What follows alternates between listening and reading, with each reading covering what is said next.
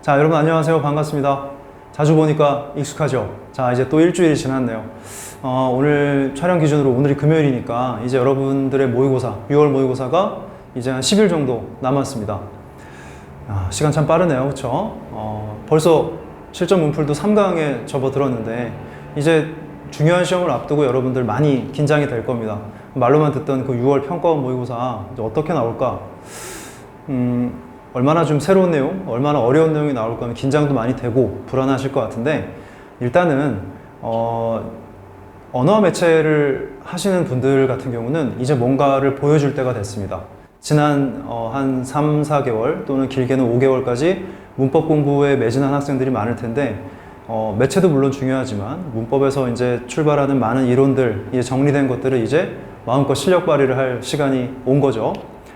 화법이나 작문, 화법 작문 같은 경우는 아무래도 진도가 명확하게 존재하는 파트가 아니고 문제풀이 위주로 진행될 수밖에 없다 보니까 이게 뭐 늘어나고 줄어들고 하는 것들이 크게 많지는 않아요. 그런데 언매에서 특히 문법 같은 경우는 이론을 바탕으로 시작이 되는 거죠. 그래서 아예 손을 못 대던 문제에서 조금씩 손을 댈 수가 있고 나중에 맞힐 수가 있고 이런 경우들이 생깁니다. 그러니까 진도에 따라서 여러분들의 학습량에 따라서 확실히 변화가 일어나는 과목이라고 할 수가 있죠. 우리가 흔히 언어와 매체를 11문제를 푸는데 걸리는 시간을 얘기를 하죠. 정상적으로 45문제를 80분 안에 풀어내기 위해서는 언어와 매체 11문제를 17분 안에 풀어야 됩니다. 물론 저는 16분이라고 얘기를 하기도 합니다. 17분, 16분 안에 해결을 해야 돼. 그러려면 자, 매체에서 많이 긴장하는 학생들도 많고 어렵다라고 얘기를 하지만 실제로 매체가 어려운 게 아니라 앞에 문법에서 시간을 너무 많이 잡아먹어서 그래요. 그래서 뒤로 갈수록 시간의 압박 때문에 좀 부담이 있는 거죠. 매체는 많은 자료들이 등장을 하고 데이터가 너무 많아, 정보량이 많기 때문에 이걸 비교하는 과정에서 시간이 좀 오래 걸리는 편입니다. 매체 지문은 2지문이 나오죠. 2지문 나오기 때문에 적어도 한 지문에 한 4분, 4분 반 정도를 쓴다 해도 어쨌든 우리가 정해놓은 16분, 17분 안에서 한 9분에서 많게는 10분까지도 잡아먹습니다. 그러니까 여러분들은 문법의 5문제를 어떻게 하면 7, 8분 안에 끊어낼 수 있을까에 대해서 고민을 많이 해야 되는 거죠. 모의고사나 평가원이나 수능이나 이벤트성 문제들이 나옵니다. 이벤트성이라고 하면 뭐예요? 응용 문제라고 하는 거죠. 되게 심한 응용들이 나와. 하지만 그 응용들을 깊이 파고들어서 근원적으로 가다 보면 결국 아주 근본적인 이론에 대해서 묻는 겁니다.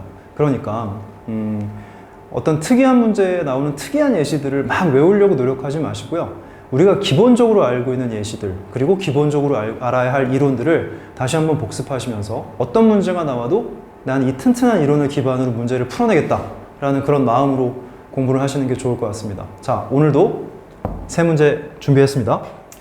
자, 여러분들 가지고 있는 주간지, 그리고 또는 제가 카페에 올려드린 자료들 출력해서 같이 보시기 바랍니다. 문제를 이미 다 풀었을 거라고 생각이 됩니다.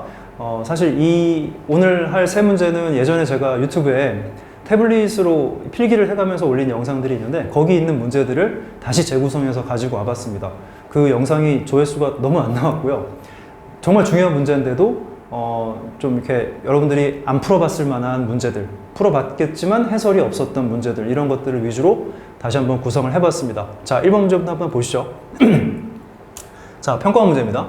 A에 들어갈 말로 적절한 것을 있는 대로 고른 것은 이렇게 되어 있는데 자기소개서를 썼대요.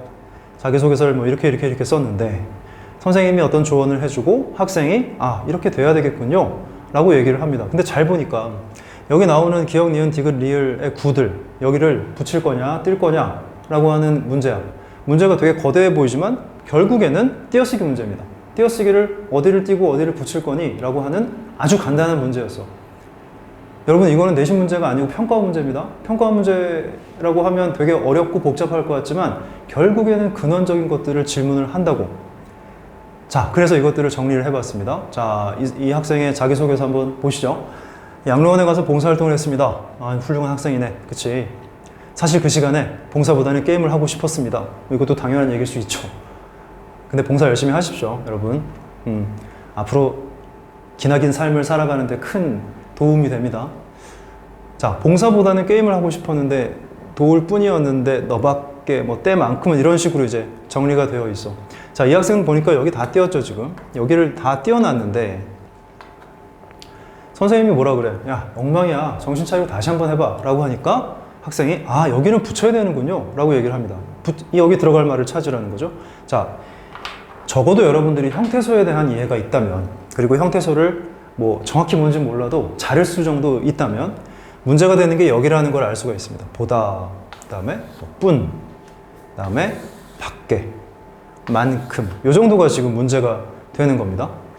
띄어쓰기의 기본 원리를 알고, 그럼 그 기본 원리에 맞는 품사라든가 그런 것들을 찾아낼 수 있는 게 이 문제의 핵심이었어. 자, 그러면 우리가 이 문제를 뭐 쉽게 풀어낸 학생들도 있겠지만 우리는 이 문제 말고도 또 다른 정보들을 얻어내야 됩니다. 그래서 한번 정리를 해봤습니다. 띄어쓰기의 대원칙이 있잖아. 띄어쓰기 어떻게 하는 거예요? 자, 우리 막 초딩 때부터인가? 훨씬 그 전부터 띄어쓰기를 연습을 했지만 띄어쓰기의 대원칙을 질문하면 선뜻 대답하는 학생이 없어요. 근데 잘 생각해봐. 띄어쓰기의 대원칙 너무너무 중요한 거야. 아무도 모르는 비결? 띄어쓰기의 대원칙? 띄어쓴다. 그쵸? 허무한가요? 띄어쓰는 거야. 되게 중요한 겁니다. 띄어쓰질 못하니까 띄어쓰기를 못하지. 다만 뭐만 빼고? 그래, 조사만 빼고. 이게 대원칙이야. 모든 말은 띄어쓰는 겁니다. 모든 단어는 띄어쓰는 겁니다. 단 조사만 빼고. 그럼 여러분들이 어떤 말을 봤을 때 조사라는 판단이 딱 들면 붙여. 자, 이게 조사가 아니야 라는 판단이 들면 띄면 됩니다. 문제는 조사가 뭔지를 모른다는 거야. 근데 그건 여러분들의 잘못이 아니야. 조사가 너무 많으니까. 우리가 그 많은 조사들을 다 외울 거예요? 그렇지 못하죠. 물론 기본적으로 외워야 되는 조사들은 있지만 우리가 세상에 있는 모든 조사를 외울 수가 없다면 이게 조사라는 판단이 들 수 있는 근거들을 생각을 하자는 거야.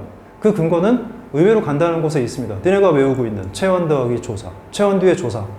알고 있죠? 이 간단한 원리로 우리는 이걸 해결할 수가 있다라는 거죠. 뒤에 붙어 있는 게 내가 외운 조사가 아니라면 앞에 붙어 있는 걸 보면 돼. 앞에가 체원이라면 뒤에 있는 건 조사일 확률이 높아. 자, 근데 여기서 중요한 건 확률이 높다는 거지 뒤에 붙어 있는 게 무조건 조사라는 건 아닙니다. 하지만 자, 여기에 대해서 이제 예외사항이 많이 있을 거라고 생각을 하기 때문에 좀 불안한 학생들이 있을 텐데 생각을 해봐. 이 문제가 띄어쓰기 문제잖아. 띄어쓰기 문제에서는 띄어쓸 만한 것들을 또는 붙였을 만한 것들을 출제하죠. 전혀 이상한 거, 완전한 예외사항 같은 것들을 생뚱맞게 문제로 내진 않습니다. 무슨 말이냐면, 자, 이거 평가원 문제잖아. 평가원이나 수능 끝까지 갔을 때 상한선을 제시를 하는 거야. 우리가 알고 있는 기본적인 이론만으로 충분히 풀어낼 수 있다는 걸 얘기해 주는 거죠. 그러니까 이것만 있는 건 아니잖아요 라고 생각하지만 실제로 이것만으로도 문제는 풀린다라는 거죠. 가장 어려운 문제도 이 정도로 풀릴 수 있다는 믿음을 가지고 공부를 한번 해보십시오. 자, 그렇다면 이제 중요한 건 체원이지. 앞에 붙은 게 체원인지 아닌지를 판단하는 것도 너무 중요하죠. 아직도 체원이 무엇인지 모르는 학생들이 있다면 좀 반성을 하시고, 체원에는 당연히 여러분들 알다시피 명사, 대명사, 수사가 있잖아. 문제는 앞에 있는 게 대명사인지 수사인지 명사인지 감이 안 오고 이게 체원인지 또는 뭐 수식원인지 관계원인지 이런 것들을 전혀 모르면 이 문제를 풀 수 없다는 것인데, 이것도 너무 불안해하지 마십시오. 누가 봐도 체원인 것들이 주로 나와. 자, 여기서 문제가 되는 건 크게 세 가지 정도가 있다고 봅니다. 첫 번째는 바로 이런 것들이야. 일단 체원의 문제가 아니라 조사의 문제입니다. 조사를 외우고 있으면 풀 수 있는 것들인데 이게 조사인지 몰라서 틀리는 경우. 다른 조사들은 좀 간단해. 우리가 뭐 보조사나 격조사에서도 딱 보면 한 글자짜리 조사들은 느낌이 오죠. 그런데 두 글자짜리 조사들은 헷갈릴 때가 있어. 특히 부사랑 조사랑 헷갈리는 경우도 있고 접사랑 조사랑 헷갈리는 경우도 되게 많습니다. 그 중에 가장 헷갈릴 만한 것들을 좀 적어봤어요. 부사격 조사입니다. 로서나 로서 여기까지는 아는 학생들이 있을 텐데 보다, 처럼, 한테 이거 다 불변어야. 변하지 않는 조사야. 죽었다 깨나도 얘는 조사야. 그럼 얘는 어떻게? 붙여. 조사는 붙이니까. 자, 그 다음 보조사가 있죠. 보조사 하면 여러분들 은, 만, 도 정도는 외우고 있어. 그쵸? 근데 두 글자짜리 보조사 외우고 있습니까? 이 정도까지 외우고 있으면 아주 훌륭한 학생. 이걸 보고도 아, 이게 뭐야? 라고 하는 학생이 있다면 지금부터 외우면 됩니다. 부터, 조차까지, 이나. 이나의 이 형태로는 나 정도가 있습니다. 그쵸? 그래서 이 정도의 조사들을 헷갈릴 수 있는 조사들은 암기를 해주셔야 됩니다. 이건 말고 이제 문제가 되는 건 여기까지는 어렵지 않잖아. 그냥 외우면 되니까. 근데 두 번째로 문제가 되는 게 바로 이 품사의 통용이 일어나는 이런 단어들입니다. 제 현강 수업에서 이 얘기 들은 학생들 굉장히 많을 거예요. 제가 정말 강조하는 내용 중에 하나입니다. 자, 한번 잘 보실까요? 뿐과 대로와 만큼이라는 이 세 개를 묶어놓은 이유는 이 세 개는 똑같은 메커니즘으로 움직이기 때문입니다. 자, 뿐, 대로, 만큼이라는 이 세 단어가 있어. 이 단어에 앞에 체언이 붙잖아? 그러면 이 뿐, 대로, 만큼은 다 조사가 됩니다. 물론 여기는 보조사, 격조사가 돼. 얘도 보조사로 쓰일 때도 있어. 근데 그게 중요한 게 아니라 이게 조사라는 거야. 조사니까 붙여요, 띄어요? 붙입니다. 간단하잖아, 그치? 자, 근데 앞에 체언이 아니라 앞에 용언의 활용형이 오는 경우가 있어요. 용언의 활용형이 오게 되면 이 단어는 조사가 아니라 의존명사로 변합니다. 변하는 게 아니라 원래 의존명사였다는 거지. 그렇기 때문에 의존명사는 조사가 아니죠. 그럼 어떻게 해야 돼? 뭐 당연히 띄어야 되지 않겠어? 띄어쓰기의 대원칙 다 띄어쓴다. 조사만 빼고. 자, 그래서 뭐 이런 거 있죠. 앞에 체언이 붙어 있어. 이게 체언이라고 판단이 되면 너뿐 할 때 뭐 당연히 붙여야겠죠. 그쵸? 앞에가 체언이야. 내가 줄 수 있는 건 이것뿐 할 때 어떻게 해요? 당연히 붙여야겠죠. 우리는 열심히 공부할 뿐이야 할 때 하다의 용언의 활용형이죠. 이게 지금 체언이 아니라는 건 느낌이 올 거야. 이땐 당연히 띄어야 되는 것이고. 대로도 마찬가지입니다. 예를 들면 도착하는 대로 연락해 할 때 이 대로는 앞에 나온 것이 뭐예요? 용언이야. 이거 체언 아니잖아. 그치? 그럼 뒤에 있는 건 무조건 의존명사일 것이고 여기는 띄워주는 게 맞습니다. 그쵸? 앞에 있는 게 체언이라면 주저없이 여기가 생각대로 할 때 조사라고 판단을 하시고 붙이시면 됩니다. 만큼도 마찬가지죠. 어떤 음식을 딱 차려주고 야 먹고 싶은 만큼 먹어 먹을 만큼 먹어 할 때 여기가 용언이니까 당연히 띄는 거예요. 그쵸? 너는 나만큼 키가 크니? 할 때 나만큼의 나가 대명사니까 대명사는 체언이죠. 체언 뒤니까 당연히 붙이는 겁니다. 어렵지 않죠? 자, 이거는 그래서 뿐, 대로, 만큼은 세 개를 한꺼번에 외워주시는 것이 좋습니다. 시험에 엄청 많이 나와. 지금 이 문제에도 여기에 두 개씩이나 들어가 있잖아. 그쵸? 잘 정리를 한번 해보시고요. 자, 이제 여기서 조금 더 어렵게 갈 겁니다. 어렵게 간다고 해서 뭐 되게 어려워지는 것도 아니야. 방금 이 뿐, 대로, 만큼 같은 경우는 로직이 하나 있었죠. 그냥 앞에 뭐냐, 뒤에 뭐냐에 따라서 앞에 뭐냐에 따라서 그냥 뒤가 달라지는 느낌. 자, 이제는 조금 더 고급진 단어들을 알아보도록 할게요. 띄어쓰기에서 같이나 밖에나 하고요. 자, 기본적으로 먼저 요걸 이해해 보십시오. 같이나 밖에나 하고는 같이는 기본적으로 원래는 품사가 부사입니다. 그렇죠? 우리 같이 나갈래? 할 때. 우리 같이 어디로 놀러 갈래? 할 때. 부사죠. 밖에는 사실은 이건 품사라고 얘기할 수가 없어. 왜냐면 여기가 명사고 여기가 부사격 조사의 결합이니까. 그래서 너 밖에 나가 있어 할 때, 야 지금 밖에 누가 있니? 할 때, 이럴 때는 명사 조사의 결합이죠. 이걸 단어라고 할 수도 없고, 그러니까 이때는 당연히 띄는 게 맞아. 하고는 어때요? 하고는 하다의 활용형이니까 당연히 동사겠죠. 이게 어렵나? 그런데 문제는 뭐야? 앞에 체언이 붙는 경우입니다. 체언이 붙는 경우. 그래서 이때 이제 이게 어떤 비교의 경우, 뭐뭐 같이, 나 같이, 너 같이 할 때, 또는 한정의 경우, 나밖에 없어, 너밖에 없어, 이것밖에 없어 할 때, 그치? 그 다음에 이거는 이제 누구하고 함께의 의미를 가질 때, 요럴 때는 요게 다 뭐가 된다? 조사가 된다는 거죠. 이게 조사가 되기 때문에 이때는 붙이는 게 맞습니다. 그쵸? 그래서 비단같이 고운할 때, 그쵸? 비단이 명사죠? 그럼 이 가치는 뭐겠냐? 조사겠고, 조사는 붙이라고 했으니까 붙이면 되는 거죠. 그쵸? 그래서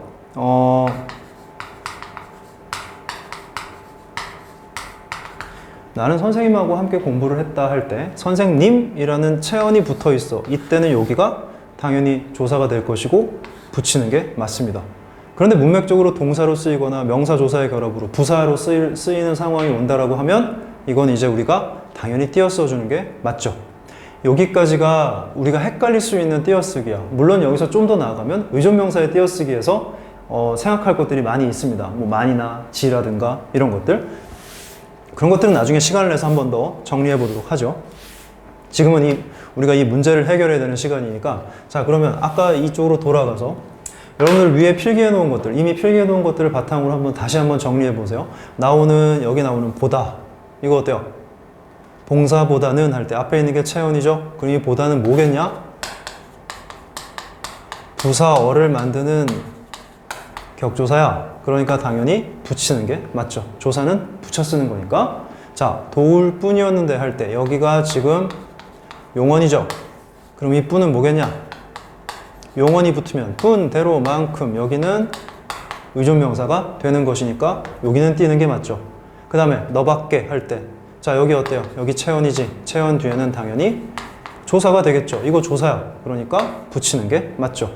때만큼은 할 때, 자, 이제는 정보가 조금씩 고갈돼 가고 있어. 때라는 것이 품사가 뭔지 되게 헷갈립니다. 근데 이때는 여러분들 외워두십시오. 때는 명사입니다. 이 명사는 체언이니까 어때요? 만큼, 여기 만큼은 조사가 되겠죠. 그래서 여기를 붙이면 돼. 여기서 붙여야 하는 것은 기역과 디귿과 리을이 되겠습니다. 그래서 기역의 보다, 디귿의 밖에, 리을의 만큼 하면 정답이 5번이 되는 거죠. 띄어쓰기의 대원칙을 기억하시고 그 대원칙에 맞는 흐름대로 앞에 붙어 있는 게 체언인지 아니면 용언의 활용형인지 아니면 그 단어들이 그냥 그렇게 사용되었는지 이런 것들을 한번 판단해 보시면 좋을 것 같습니다. 자, 이제 2번 문제로 넘어갈게요. 2번 문제는 전형적인 문장의 짜임 문제입니다. 문장의 짜임에서 안긴 문장과 아는 문장의 관계들, 그리고 기본적으로 안긴 문장을 찾아내는 것들, 그리고 좀 더 나아가서 그 안긴 문장을 뽑아냈을 때 어떤 성분이 생략되어 있는가에 대한 얘기거든요. 그래서 이제 문제가 뭐 되게 복잡해 보이지만 실제로 이 5개의 문장의 안긴 문장만 잘 찾아낼 수 있으면 이 문제도 쉽게 해결할 수 있습니다. 역시 평가원 문제이고요. 자, 그럼 이걸 좀 더 자세하게 들여다보도록 하죠. 문장이 5개가 있는데 제 인강을 지금까지 착실히 들어온 학생이라면 문장의 짜임에서 일단 안긴 문장을 찾는 방법 어떻게 해야 되는지 알 겁니다. 모르는 학생들은 다시 한번 생각해 보세요. 서술어가 될 수 있는 걸 찾는다 라는 거야. 서술어는 뭐 동사, 형용사 또는 서술격조사이다가 활용한 말들 셋 중에 하나만 찾으면 됩니다. 편하게 보세요. 자, 그 대신 어떻게? 처음부터 가는 게 아니라 거꾸로 간다고. 자, 바라다 서술어 하나 보입니다. 쭉쭉쭉 가니까 건강하다 또 하나 보입니다. 그 다음에 서술어가 안 보이죠. 자, 여기는 문장이 2개가 있네요. 그 다음에 여기는 안 왔다에 오다 쭉쭉쭉쭉 가보니까 없다 이런 거 나오네요. 여기는 문장이 2개가 있습니다. 역시 견문장이고요. 자, 여기는 깨닫다 라는 서술어가 보이고 쭉 가보니까 옳았다 라는 서술어가 보이네요. 역시 문장이 2개. 리을은 보세요. 산책을 하다, 그리고 이렇게 가보니까 쉬다 이렇게 나옵니다. 역시 문장이 2개고요. 마지막 문장 보세요. 끝내다 라는 문장과 쭉쭉쭉쭉 가니까 어렵다 라는 문장이 있네요. 자, 문장이 다 2개씩입니다. 그런데 보니까 이어진 문장 같지가 않고 안긴 문장 같아. 왜? 문제에서 이미 안긴 문장이라고 제시를 했어. 자, 이렇게 한 다음에 어떻게 하라 그랬어요? 첫 번째 나오니까 역순으로 갔을 때 맨 끝에 붙어 있는 서술어는 어차피 맨 앞에 있는 이 주어들의 서술어야. 그러니까 전체 문장, 아는 문장의 서술어죠. 그래서 이 첫 번째 나오는 것들은 다 아는 문장들이야. 그러니까 마지막 서술어, 이것들은 우리가 걱정할 필요가 없고 체크할 필요도 없어. 이런 게 있다라는 건 눈으로 확인하시고, 역순으로 갔을 때 2번째부터 나오는 서술어의 끝 지점입니다. 건강하다를 건강하기로 바꿨죠. 여러분 여기다 괄호 치면 안 돼요. 건강하기로 바꿨으니까 여기까지 괄호. 건강한 것의 주어를 찾으십시오. 누가 건강해요? 부모님이 건강한 게 아니라 자식이 건강해. 부모님은 건강한 거랑 상관이 없어. 이 문장에서. 그럼 어떻게? 여기까지만 괄호 치면 돼.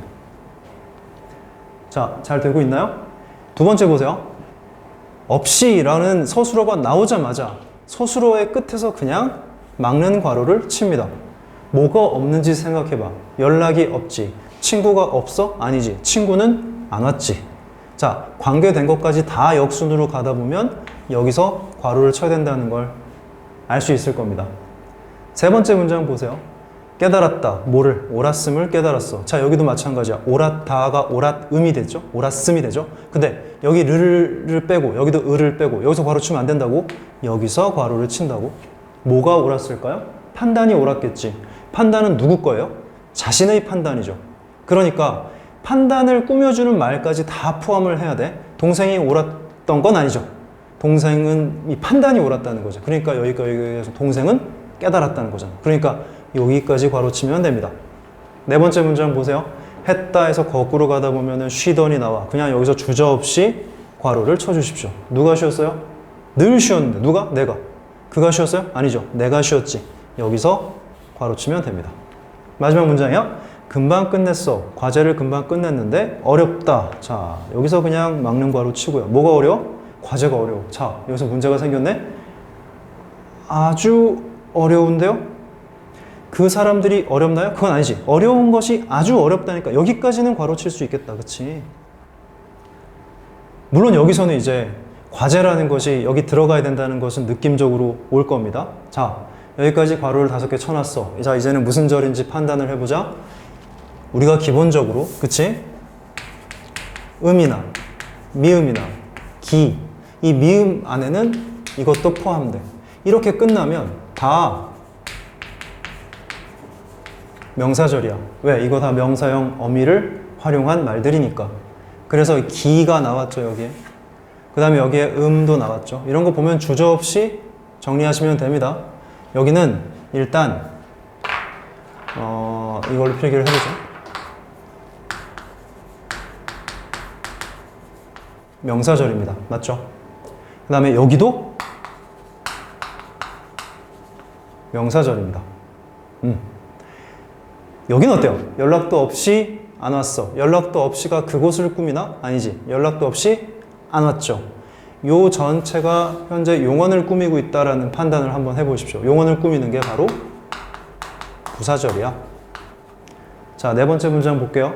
내가 늘 쉬던 공원이죠. 자, 공원은 체언이고 체언을 꾸미는 건 관형사니까 관형사가 아니라 관형절이라고 해야 되니까 여기를 정식 명칭으로 관형사절이라고 하죠. 자, 과제를 꾸며 아주 어려운 과제죠. 명사는 체언이고 체언을 꾸미는 게 관형사니까 역시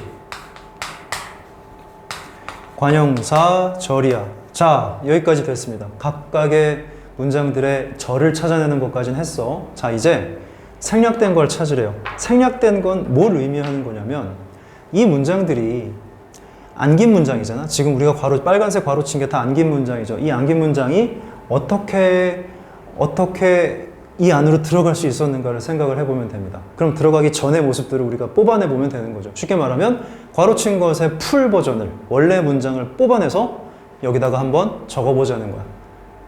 기억부터 보세요. 이거 뭐겠어? 이건 자식이 건강하다겠죠. 이거는 근데 빠진 게 아무것도 없네. 그냥 이 문장이 그대로 들어가면서 다라는 어미가 기라는 명사형 어미로 바뀐 거야. 그래서 명사절이 된 거죠. 자, 여기서는 생략된 게 없음이라고 하는 겁니다. 두 번째 문장이에요. 연락도 없다 하면 이게 당연히 연락이 없다 라는 문장이 들어간 거겠지. 다른 단어가 들어올 수 있는 상황이 아니지. 다가 그냥 이로 바뀌어서 부사절로 안긴 겁니다. 역시 이 문장에도 생략된 성분은 없네요. 세 번째 문장 볼게요. 동생은 A를 깨달았어. 자신의 판단이 옳다. 자, 이 옳다는 형용사죠. 형용사는 원래 한 자리 서술어야. 그러니까 언제나 주어만 있으면 돼. 그래서 이 문장도 자신의 판단이 옳았다라는 문장이 요 어미 활용을 해서 명사절로 안겨 있는 겁니다. 여기는 빠진 게 아무것도 없네. 자신의 판단이 옳았음. 그렇잖아. 그치? 그래서 여기도 생략된 게 없습니다. 자, 이제 리을을 보시죠. 그는 A 공원에서 산책을 했다. 내가 늘 쉬다. 그런데 여기서는 어떤 게 생략이 됐을까를 생각할 때는 풀 버전을 뽑아내는 과정에서 양쪽에 있는 것들 또는 여기에 있는 것들이 안으로 들어갈 수 있는가를 한번 생각을 해보십시오. 잘 생각해보면 이 문장은 내가 늘 공원에서 쉬다 라는 문장으로 바꿀 수가 있습니다. 이 문장을 뽑아내면. 그렇지. 이거랑 바꿔도 돼. 내가 공원에서 늘 쉬다라고 해도 돼. 어쨌든 공원에서라는 부사어가 이 안으로 들어가 있었어. 그런데 안기는 과정에서 이거랑 같으니까 생략을 해버린 거죠. 그래서 문제는 여기가 생략이 됐다라는 거죠. 자, 네 번째 문제에서 생략된 것은 부사어입니다. 잘 되고 있니? 자, 그럼 여기는 어때요? 아주 어려운 과제입니다. 원래 이 문장을 뽑아내면 뭐가 되겠니? 당연히 어려운 것에 대한 주어가 빠져 있잖아. 지금 과제가 아주 어렵다라는 문장이 안으로 들어갔겠죠. 들어가는 과정에서 이 과제가라는 문장이 단어가 아니죠. 이 과제가라는 주어 문장 성분이 안으로 들어가는 과정에서 생략이 됐어. 그래서 여기도 생략이 된 건 주어입니다. 어떤가요? 자, 그래서 쭉쭉쭉쭉쭉 정리를 해보면 이제 답이 4번으로 정리가 되는 거죠. 이렇게요. 자, 여러분들 문제를 풀면서 제가 좀 자세하게 설명을 했는데 일단 중요한 건 안긴 문장을 찾아내는 방식입니다. 그 다음에 그 문장들의 기능을 생각하면서 이 문장이 어떻게 안으로 들어가는가, 들어가기 전의 모습은 무엇인가, 이런 것들을 한번 생각해 볼 수 있는 시간이 됐으면 좋겠네요. 자, 2번 문제였습니다. 자, 이제는 3번 문제로 넘어가 볼게요. 3번 문제도 문장의 짜임이나 문장 성분에 대한 질문을 하고 있습니다. 아주 스탠다드한 문제죠. 이것도 이제 평가 문제이고요. 꽤 어려웠던 문제라고 생각이 돼요. 물론 문법을 어느 정도 이 전체 범위를 어느 정도 이해하고 있으면 쉽게 풀 수 있었을지 모르겠는데 실제로는 많은 이론들이 들어가 있어가지고 좀 헷갈렸던 것 같습니다. 문장 3개를 주고요. 3개에서 일단은 안긴 문장을 찾아내야 되고 근데 안긴 문장이 좀 이상하게 생겼어. 그래서 이제 찾기가 힘들고요. 서술어의 자릿수라고 하는 개념들도 들어가 있어야 된다라는 거죠. 자, 문장을 한번 우리 분석을 해보죠. 그는 위기를 좋은 기회로 삼았다. 우리 아까 했던 그대로 하면 돼. 알았지? 안긴 문장을 찾을 때는 어떻게 하라고요? 서술어에 체크를 한다. 언제? 거꾸로. 자, 삼다가 하나 보이고 좋다가 하나 보이네요. 야, 여기는 문장이 2개가 있어. 견문장이야. 파랗다라는 서술어가 하나 보이고 뭐가 보여? 붓이 개니까 자, 붓이다라는 게 보이죠. 문장이 역시 2개가 있고요. 응시하다라는 문장이 하나 있고 반짝이다라는 문장이 하나 있습니다. 자, 그래서 각각 2개씩의 문장이 들어가 있는 견문장이라고 보는 거고 역시 안긴 문장이라고 볼 수가 있죠. 자, 이제 어떻게 해야 되겠어? 주저없이 어떻게 하라고요? 첫 번째는 아는 문장의 서술어니까 역순으로 가다가 2번째로 나오는 아는 문장의 서술어가 끝나는 지점에 그냥 괄호를 치라고, 그냥 괄호를 치고요. 그냥 괄호를 치라고. 그 다음에 시작하는 괄호를 한번 생각해봐. 관련 있는 것만 찾아. 그가 좋아? 아니죠. 위기가 좋아? 아니지. 그럼 주저없이 이렇게 하면 돼. 이게 문장이에요? 문장이에요. 서술어만 있지만 문장이에요. 왜? 여기에는 뭐가 빠진 거야? 기회가 좋다라는 문장이 들어가는 과정에서 주어가 생략된 거잖아. 그래서 우린 이걸 어떻게 얘기해요? 관형사절이라고 해야 됩니다. 좋으니 기회를 꾸미니까. 자, 그 다음 보세요. 눈이 부시게 할 때 부시는 게 눈이 부신 거죠. 그러니까 바다가 부신 게 아니라 이렇게 괄호를 치면 되고요. 눈이 부시게 파랗다. 자, 이거 부사절입니다. 자, 여기서 하나의 팁을 드리자면 부사절인 걸 어떻게 알아요? 물론 눈이 부시게 파랗다. 이게 지금 용언을 꾸미고 있으니까 부사절입니다. 라고 생각할 수도 있지만 여기 사용된 이 어미 있잖아. 이 개라는 어미를 좀 외워두시라고요. 그쵸? 이미 외우고 있는 학생들 많을 겁니다. 헷갈리면 절대 안 됩니다. 이거 부사형 전성어미라고 합니다. 부사형 전성어미라고 합니다. 그러니까 부사어를 만들죠. 안긴 문장에서는 부사절을 만들죠. 그러니까 이거 접사가 아니라 어미라는 거야. 이런 것도 적어보자. 접사가 아니야. 그러니까 이 말이 붙었다고 해서 품사가 변화하는 것도 아니야. 되게 중요한 얘기입니다. 실제로 이 개가 부사형 전성어미라는 걸 몰라서 수능에서 3점씩, 2점씩 깎인 사례들이 굉장히 많습니다. 자, 계속 가보시죠. 반짝인다라는 거야. 동주가 반짝이는 게 아니고 별이 반짝이잖아. 그 우리는 여기다가 괄호를 이렇게 칠 수밖에 없어. 반짝이는 별을 꾸미니까 당연히 관형사절이 되죠. 자, 아까의 방식대로 우리가 뭐 생략된 것을 굳이 찾아라 라고 한다면 어떻게 되겠냐? 기회가 좋다 이렇게 돼야 되니까 이 관형사절에서는 이렇게 한번 적어 보시고요. 주어 생략 이렇게 적어 보시고, 여기서는 생략된 게 없네요. 눈이 부시다 하면 끝나네. 그치? 여기는 어때요? 별이 반짝이다니까 당연히 주어가 생략되어 있습니다. 여기까지 분석을 해놓으면 자, 이제 문제를 풀 수가 있어. 첫 번째 문제, 첫 번째 선지를 한번 보세요. A에 삼았다는 하는 순간 갑자기 탁 막혔어. 우리가 지금 안긴 문장을 쭉 정리해놨는데 갑자기 이런 거 물어보네요. 삼았다는 주어 이외에도, 자, 주어 이외에 도라고 했으니까 주어 필요하다는 얘기고요. 두 개의 문장 성분을 필수적으로 요구한다. 자, 이 말을 정리하면 뭐라는 거야? 이게 몇 자리 서술어라는 거야? 세 자리 서술어라는 겁니다. 자, 여기서 이제 서술어의 자릿수 개념을 만약에 전혀 모르는 학생이 있다면 한번 생각해 보세요. 서술어가 어떤 용언이 있겠지, 당연히. 이 용언이 완벽한 문장을 성립하기 위해서 옆에 의자가 몇 개가 필요하니? 라는 얘기야. 그래서 모든 문장에는 주어가 있어야 하므로, 그치? 만약에 주어, 서술어라고만 돼 있으면 이 서술어는 한 자리 서술어입니다. 이렇게 얘기합니다. 만약에 여기에 목적어가 하나 들어가야만 하는 상황이 있다면 이 서술어는 몇 자리? 두 자리 서술어라고 얘기를 합니다. 여기에 또 부사어가 들어가야 되는 상황이 온다면 이 서술어는 세 자리 서술어가 됩니다. 이렇게 서술어의 자릿수는 어느 정도 정해져 있어. 그 사전에 나오는 표제어에 따라서 조금씩 다르긴 하지만 대표 뜻, 중심 의미를 가지고 보면 서술어의 자릿수는 대부분 정해져 있습니다. 그래서 이건 팁이야. 그냥 알아두세요.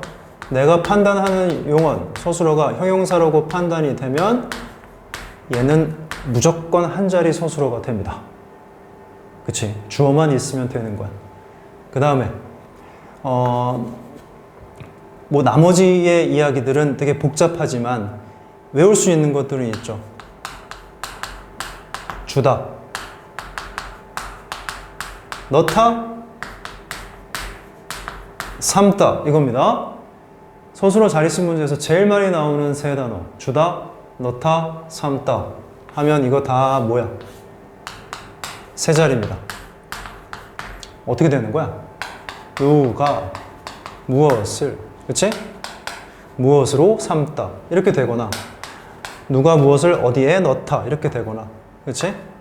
누가 무엇을 누구에게 주다 이렇게 되거나 이런 거야. 여기에 다 부사어가 필요하고 목적어가 필요하고 주어가 필요한 세 자리 서술어입니다. 실제로 삼다는 그는 위기를 기회로 삼다라고 하는 자릿수가 하나, 둘, 세 개가 필요한 세 자리 서술어가 됩니다. 그러니까 맞는 얘기야.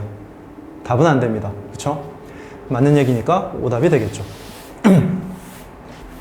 자, 이제 2번 선지로 넘어가 볼게요. B의 바다가와 눈이는 각각 다른 서술어의 주어이다. B 보세요. 바다가라는 주어가 하나 일단 보일 겁니다. 여기 보이고요. 눈이라는 이 주어는 각각 다른 서술어의 주어래. 바다가는 파라타의 주어죠. 바다가 파라타. 눈이는 부시다의 주어죠. 눈이 부시다니까 당연히 맞는 얘기. 답이 안 됩니다. 자, 세 번째 보세요. C의 별을은. 자, 이 별을은 안긴 문장의 목적어이면서 아는 문장의 목적어이다. 이 두 번째 문장부터 보세요. 아는 문장이라고 하면 전체 문장이지. 전체 문장에 당연히 목적어죠.